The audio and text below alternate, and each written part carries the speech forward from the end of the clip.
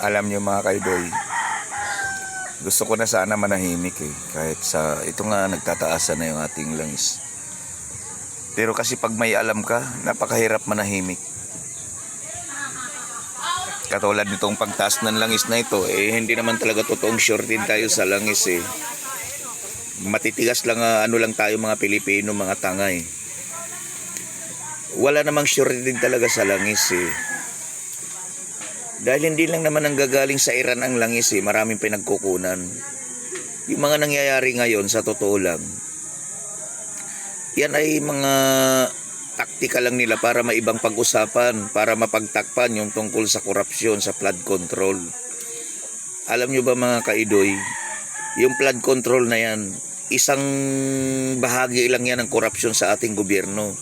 Ano pa ba yung mga paggagawa ng highway, paggagawa ng kalsada, iba pang mga proyekto ng gobyerno na pinagkukunan ng pondo.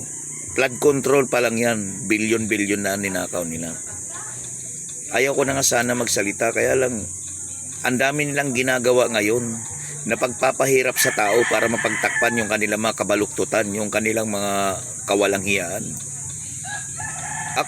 Hindi naman ako kilalang tao. Kahit yung mga kasamahan ko, yung mga nakakilala sa akin, walang maniniwala sa akin, walang makikinig sa akin. Pero patuloy ako nagsasalita. Kasi pagkakakilala nila sa akin, ganun lang. Kasi tayo may kanya-kanya tayong talento. May magaling sumayaw, may magaling kumanta. Ako naman kasi magaling pagdating sa politika. At saka hindi ako mahilig makipagchismisan kung wala man lang kwenta. Kapag ako ay nakikipag-usap, yung gusto ko may mapupulot ako na aral. Na nakikinig talaga ako at saka na-excite ako sa mga bagay na mga hindi alam ng iba na naririnig ko. Sa totoo lang, ang gobyerno natin sindikato. Lahat na nakaupo dyan sindikato, mula sa barangay, mayor, lahat.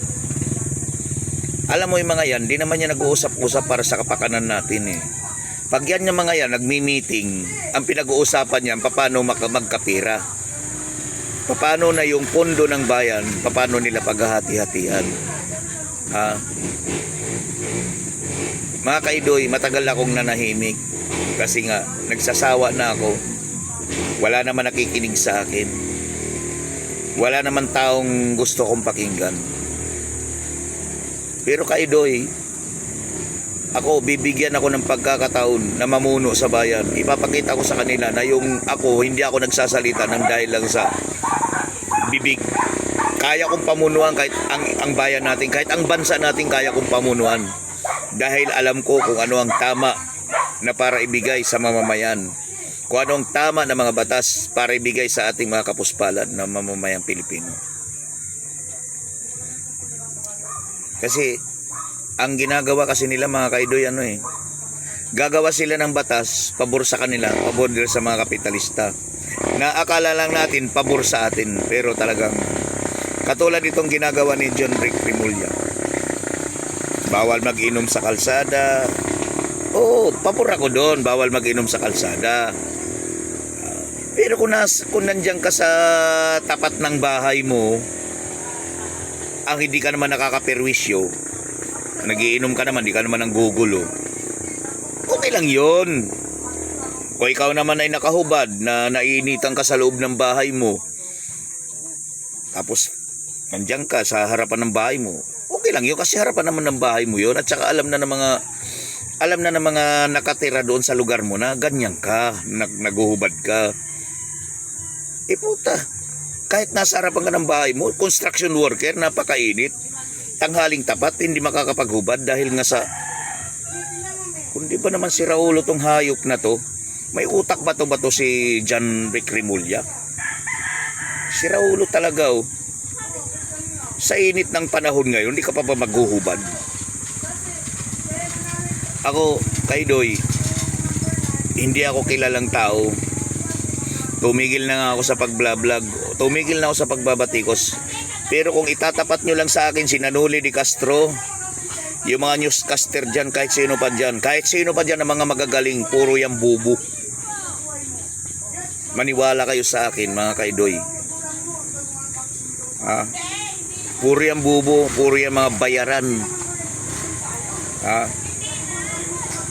Kahit sino ako, kaya kong patunayan ang sarili ko na nagsasalita ako, pero alam ko kaya kong mamuno. Kaya ko rin maging newscaster. Kasi itong ginagawa ko bang ito hindi ba to kakayahan? Na wala man na itong nagturo sa akin, pero kaya ko magsalita sa social media. Dapat tayo mga Pilipino, hindi lang tayo doon mag-focus kung sa paghahanap buhay. Dapat makikinig tayo sa mga marurunong para hindi tayo naluluko. Katulad niyan, ginagawa ni Remulla ngayon, DILG Secretary. Biruin mo gaano kalaki ang hawak ni Remulla ngayon. Sa kanya yung LRT, hawak niya rin yung airport. Ang laki ng kinikita niya diyan. Hawak niya ang PNP. Biruin mo yan, napakalaking katungkulan ang ibinigay sa kanya. Kung gagamitin lang niya sana sa tama, sana sa akin na lang ibinigay yan. Maniwala kayo sa akin, kung ibinigay sa akin ng gobyerno yan, mas magagampanan ko pa yan ng tama. Alam nyo, dapat yung mga katungkulan ibinibigay natin doon sa mga taong hindi kilala, dahil yung mga taong hindi kilala na mga mahihirap na gusto mamuno sa bayan, sila yung tunay na maglilingkod, hindi yung mga kilala, yung mga milyonaryo. Ayaw ko na sana mag-vlog, matagal na ako hindi nag-vlog. Kaya lang nabubuisit ako, naasar ako. Naiinis ako sa sarili ko na may alam ako pero nananahimik ako. Minsan, sabi pa nga sa akin ng iba ganyan ginagawa mo. Baka ipapatay.